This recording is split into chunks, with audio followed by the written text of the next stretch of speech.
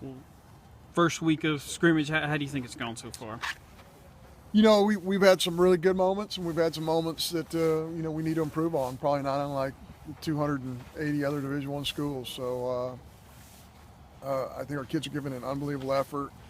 You know, they come out here and the sun's out, and it's 50-something degrees, and then the sun's gone, and there's a 15 to 20 degree drop. So when that happens every day, they have to expend a lot of energy to get through a practice, and I think their strength and conditioning has been outstanding. So I think our kids are doing well. I would love, I really cherish the amount of time we have to prepare because I think it's extremely important. And but we got 2 weeks from today to get ready to open up.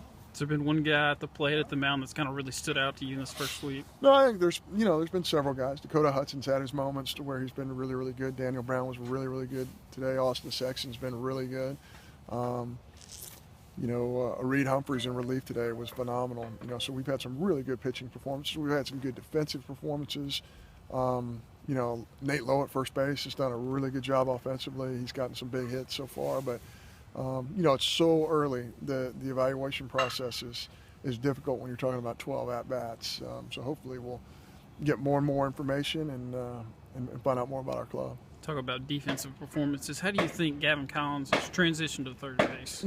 Gavin Collins is a baseball player. I think he can play anywhere on the field. I think he can catch. I think he can play center field. He just understands the game, and I think it's been a pretty easy transition for him. He's going to catch some. There's no question. He will be behind the plate for us some. But I think playing him at third base allows him to concentrate a little bit more on the bat, and there's just not as much punishment on his hand, so on his receiving hand. So. Really excited about how he has progressed at third, and think he can really help us here. Can you talk about Daniel Brown? Obviously, Dakota gets a lot of the attention preseason, but Daniel Brown tonight, 0 earned runs, 4 innings, lots of strikeouts. What does he mean to this ball club? Well, he's got pretty good stuff. It's 90-92, and his breaking ball's good. He knows how to pitch. He's got he can control the running game. He's athletic. I think he's, and I think he got a great summer in the Cape Cod League. So I think he's somebody who's ready to contribute. And like a lot of our kids, I think he's somebody who has a little bit of a chip on his shoulder about a year ago because he knows he's a better pitcher than he got to show Mississippi State Nation last year. And I think he's really motivated by that.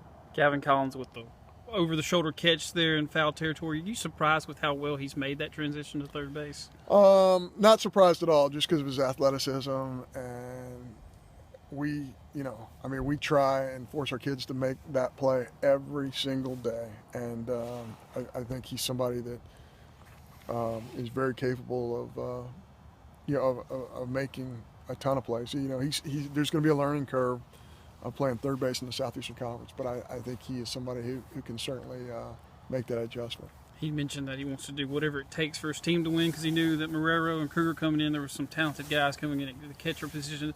Can you just talk about his selfless attitude with the transition? Well, he is, he is somebody who's thought very highly of in our clubhouse. I think he's very well respected, and I think he's somebody that just loves to compete, and I think that commands respect on a ball club. And it doesn't matter if he's playing third or behind the plate or in the batter's box. He's going to compete his heart out, and I think our kids respect that. You had about 8 or 9 veterans here today to talk to the team about respecting the American flag and the importance of the national anthem.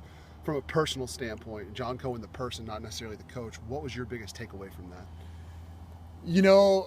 It's really easy to say. We take intercollegiate athletics very seriously. And you have that moment. I almost said to those guys, we were having a great practice, and I almost said to those heroes, those veterans, I almost said, we're having a bad day.